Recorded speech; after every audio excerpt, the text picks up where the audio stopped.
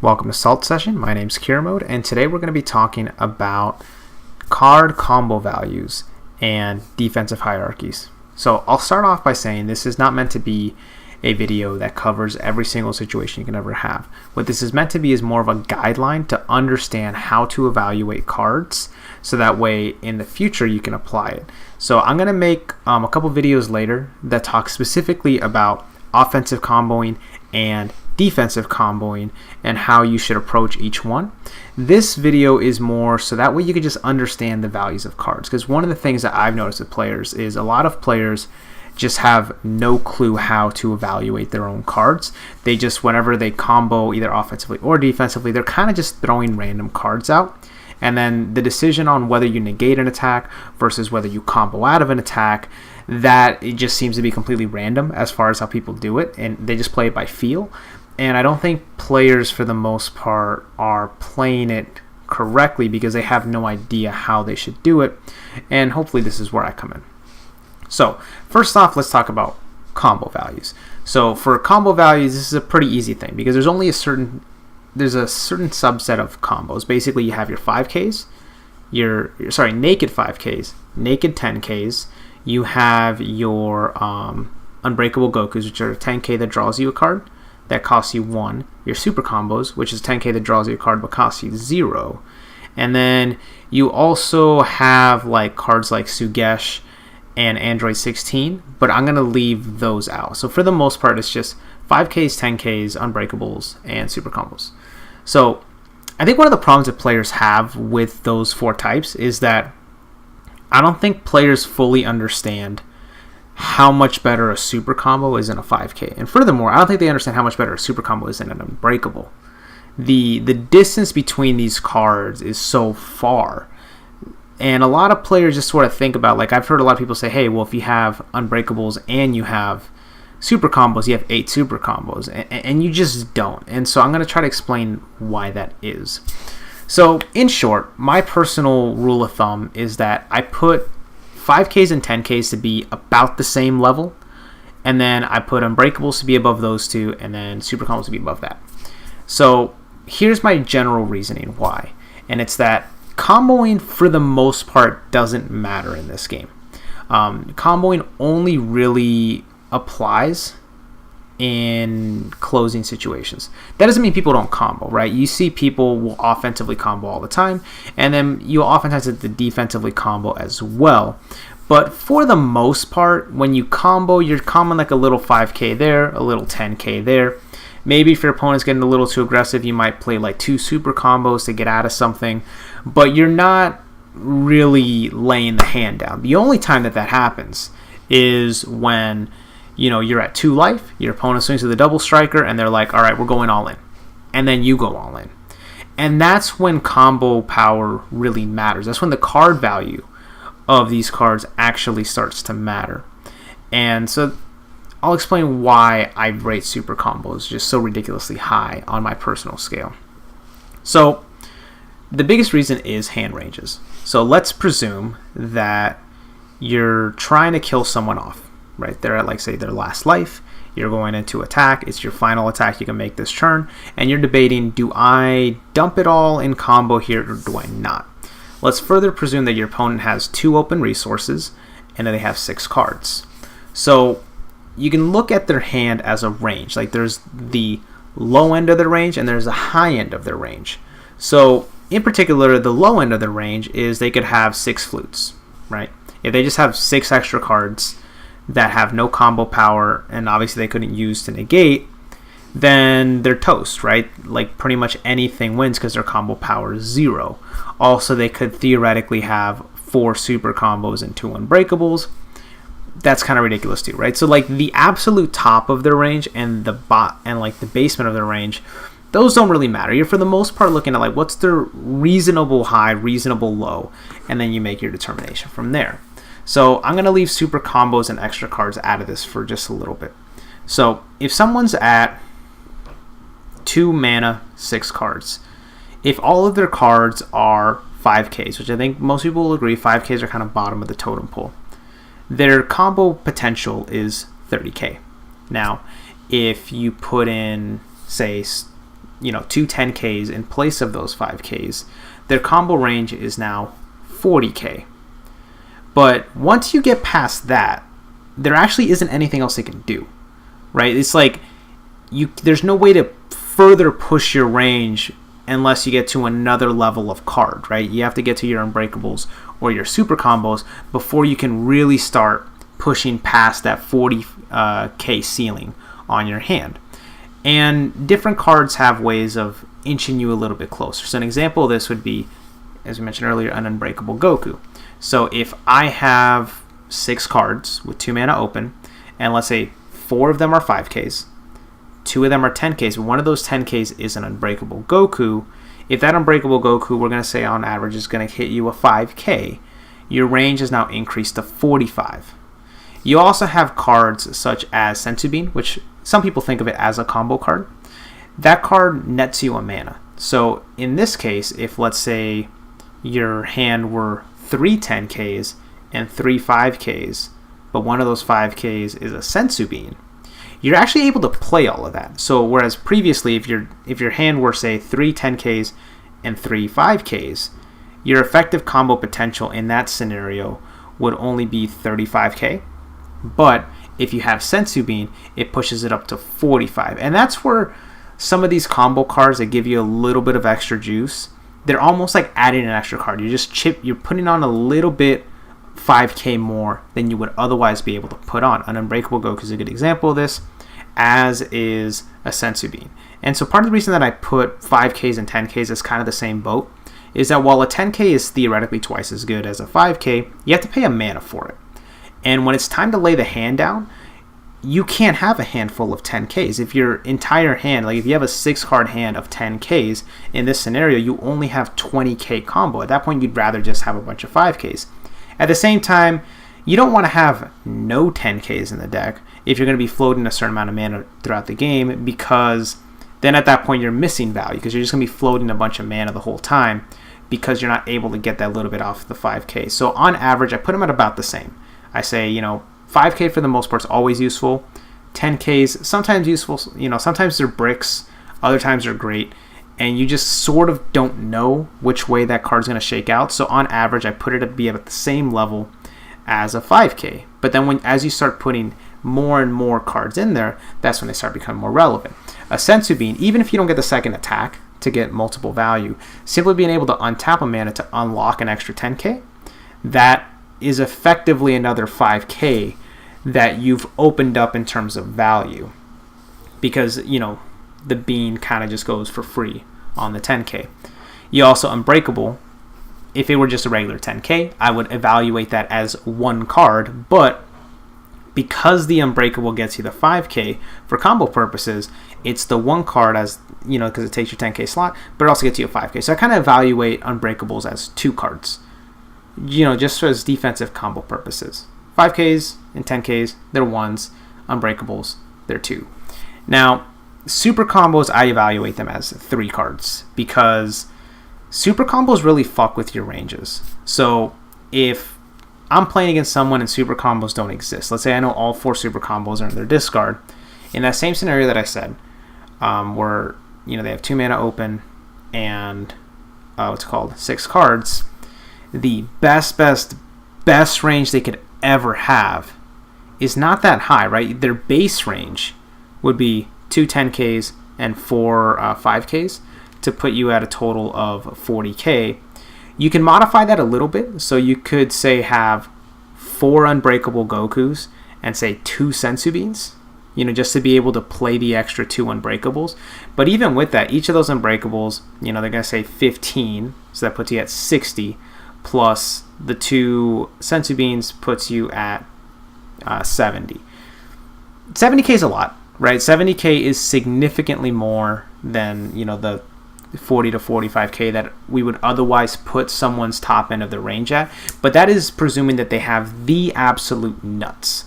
If they have anything other than the nuts, they're well below the 70. But once you start mixing super combos in, that's when the shit gets really fucked up, because simply having 2 super combos in the 5K slots already boosts up your range by 20K. So if somebody's hand is 2 naked 10Ks, 2 5Ks, 2 super combos, instead of having a 40k range that they would normally have, their range is now 60k. And then when you start throwing into that, some of those could be Unbreakables, some of those could be Senzu Beans, or they could just have more 10Ks in that. Or worse, what if they just have 3 super combos? Whereas before, you would need like the Stone Cold Nuts to get up to 70. With the super combos, just having 2 of them, maybe 3, it's not really that hard to envision a scenario where you can reach this higher end of your range really quickly. And that's how a lot of times people just get really mad in this game, when they go in for a kill shot and then they find out that their opponent just had a whole bunch of super combos and they just combo out of it. And it feels really bad because these super combos are so immensely valuable. And a lot of it is that they're worth 3 cards. You know, most cards in your hand are going to be 1 card, maybe 2 if it's an Unbreakable Goku. You can also sort of evaluate Bean as a 2-carder. Depending on the matchup and how heavy your hand is with 10Ks, it could also be evaluated as a 2-carder. But super combos are always 3 cards because they're just that powerful. And they're the cards you really don't ever want to get rid of if you can help it. Now, the mistake I see people make is sometimes people will just, play the cards in whatever order they want, It's like, I'll attack them. Like, they'll have a guy on the table, and I'll swing on them, and then they have a choice. They can burn a 5K, or they can burn a super combo. And they're like, I'll just burn the super combo. And they don't think about it. The way that they're thinking is, I lose a card either way to stop this attack, but one card draws me a card, the other one doesn't, so I'll play the one that draws me a card. And they're not thinking, yeah, if I lose this super combo, I'm just pissing away a 3-carder. I mean, you're effectively only losing 2 because you draw one, but that's not the point. The point is that you're losing so much value by getting rid of that super combo, and players aren't thinking about it that way. They're just thinking, oh, I want the card. That's all they're thinking. They're just like immediate short-term thinking, and they're not thinking long-term that you only have 4 of these god cards in your hand, in your deck, and you can't lose them. They're the cards that you, in a perfect game, would just never play. They're the cards that you would be able to theoretically crush your opponent without ever playing one of them. But these games operate on thin enough margins where, for the most part, you're actually going to need to play your super combos. And whoever wins is either going to be the guy that just draws more super combos or that is able to use their super combos in the most advantageous positions. Now, as for defensive hierarchy, I think it's important to keep in mind how you value these cards. So that's my rough outline. 5Ks, 10Ks are about the same. Unbreakables and Beans, which I didn't mention at the very start of the video, but Unbreakables and Beans are above that at 2-carders, and then super combos are at the highest level as a 3-card evaluation. The other card that's relevant for defensive purposes is blockers, negates, and big negates. So blockers, they come in 2 sizes, right? You have the weenie blockers, so you might have a chump blocker, like the little free blockers or whatever, and then you have your big blockers. So your big blockers might be, your 20K or maybe even 15K blockers, and a lot of people might even classify Yajirobe as a big blocker because he takes a big guy with him, so he's a functional kill spell. And then also for your negates are really powerful because they just straight up stop an attack. Their autos still go off, but they lose the ability to try to combo you off the board. So a lot of times players, they just sort of randomly determine whether they're going to combo, whether they're going to do a blocker, whether they're going to do a negate. And I think it's important to look and see what's the value of all of these cards. So in my personal book, I put negates at the top of the list, then blockers, then combo. To me, combo is just like the weakest form of defense because you're allowing the attack to get through. You're letting your opponent do what they want. And what you're, for the most part, doing with comboing is you're just going to look at your opponent and say, how badly do you want this? Your opponent has the option to offensively combo. So if, they combo whatever, you can choose whether you want to deal with it or whether you don't. And a lot of that just comes down to how many cards is it going to cost, to block whatever attack they have. If you're at 1 life, you have to block it. And a lot of times that means you have to go all in. If they're just attacking a battle card, maybe you don't give a shit about the battle card and you just let them go. Or maybe you say, hey, this 5K doesn't do anything. I'll just dump it. Part of the reason that I put negates at the top, though, versus, say, blockers or even combos, is that negates stop anything. So the reason I brought up comboing first in this is that I want to give an idea of how scary super combos are. Because when it comes to all-in situations, the scariest part of someone going all-in is just that they can get really lucky. You know, it really sucks when somebody just happens to have the perfect combination of cards, right? Usually, you know, I gave this example where I had the 2 mana open and 6 cards, and it just every single time you happen to have the exact amount of 10Ks that you can play, and then the exact amount of 5Ks. But that's not usually how games play out. Usually it's like you have a number of extra cards, and you'll have too many 10Ks, or you have nothing but 5Ks, and you're just not going to have the optimal setup to go all in on the combo. So if somebody just happens to have all of their super combos, and they have their 10Ks, and they have the ability to untap mana to be able to play all their 10Ks, that's really frustrating. And it's the kind of thing that you don't want to give someone that opportunity. So whenever someone has the big double striker or the big triple striker, it oftentimes is best to save your negate for that. And decks have very limited amount of negates. Like even, you know, the decks with the most negates will probably only run like 12, maybe 16 of them. And a lot of those negates end up getting placed as mana, or they're like Roshis and you have to combo them off or whatever. So you're not actually going to get to play all of them, and you won't draw all of them anyways. So in any given game, you might only get the opportunity to play 4 or 5 negates. And those negates need to be used on the absolute biggest threats possible. So I try to save those. And I notice a lot of people will just use them early. They'll in the first 2 or 3 turns of the game, they'll play their Weesis Coercions, they'll play their Roshis, they'll play their Topos, and the biggest reason why they play them is just because they can. For the same reason that the same players will play super combos in place of 5Ks, it's largely just because they can and it feels good to do it, but they're not thinking big picture, where it's like towards the end of the game, they're just praying that they can get a negate, and they can't find a negate to save their life because they use them early. Now, blockers I would otherwise place higher than negates, just because a blocker doesn't cost you mana and a negate does.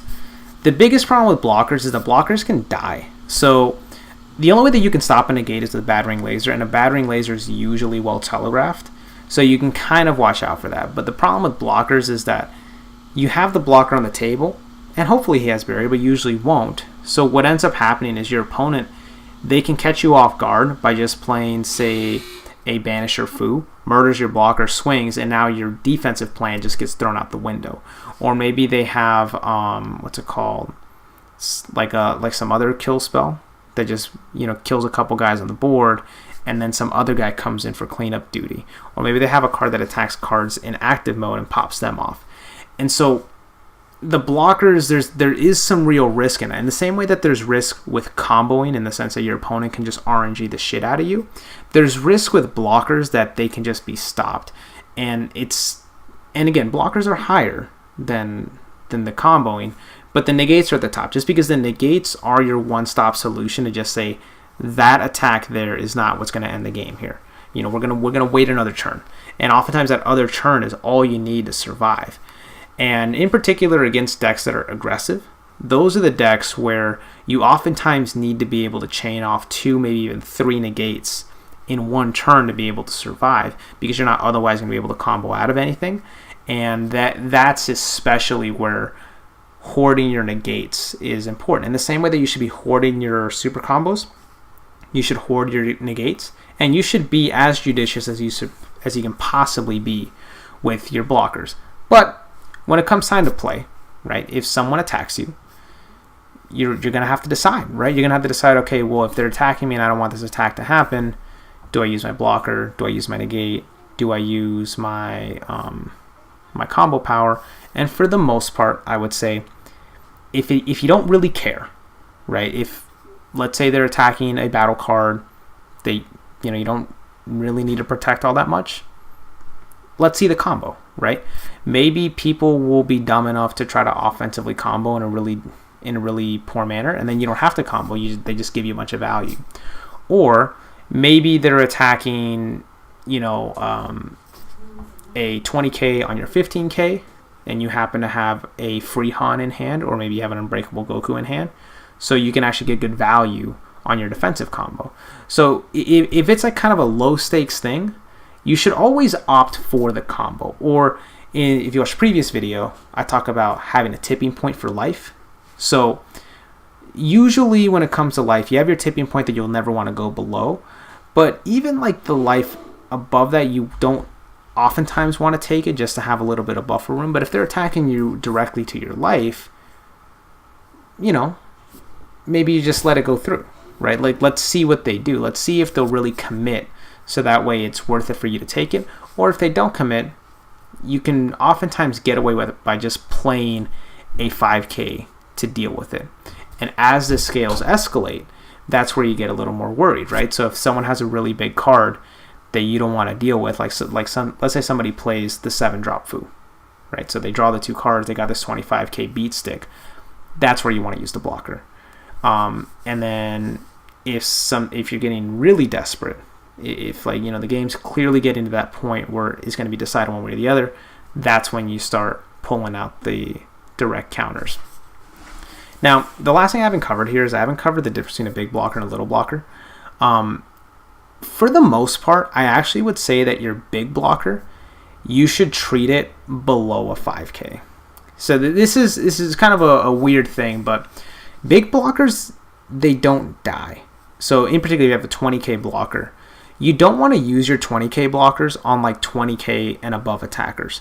You want to use those guys on like the smaller attackers. So the 15Ks and below, that's where you want to use your blockers, because then at that point, your opponent's probably not going to want to combo out of it. You know, combo up to the point where they threaten you. Or if they do, you can oftentimes, you know, get even value off of them. So you can oftentimes just get a card off of them that way. So using that's ideal. You know, you just use your blockers unless you're kind of close to your tipping point and you desperately need the blocker to protect yourself. But in particular, the early game, if you have the big blockers, you want to use them as much as you can. You want to encourage your opponent to attack you because they're going to lose value. It's the same thing with Vegito. So if you have Vegito on the table, Vegito's effectively like an always blocker. If Vegito's on the table and he's tapped and your opponent wants to attack him, just let them attack him. Like, don't negate their attack. Just like, let's see it go. I oftentimes won't sensu bean my own Vegito for the simple reason of I don't want my opponent to stop attacking it. Like, I want my opponent to keep shoving attacks at a 20K body, because it's going to be really bad for them in the long run if they keep batting their head against his face. Like, at some point they have to just find a way to kill him. So you don't want to put like the sensu bean on him, because then once you get the sensu beans on him, they're going to try to just find a different way to play their turn, and they're not going to give you that repeated value of, you know, just smashing their head against the wall. And that's where I, you know, again, in the hierarchy, it just goes lower. So may sound a little counterintuitive, but the big blockers are like bottom of the totem pole. Then you got your 5Ks. Then you got like your Unbreakables. Then you got your like smaller blockers. Then you have your Negates. Super combos, you know, still as always, those are probably above a negate, to be honest. But like, again, the super combos, you don't want to play them.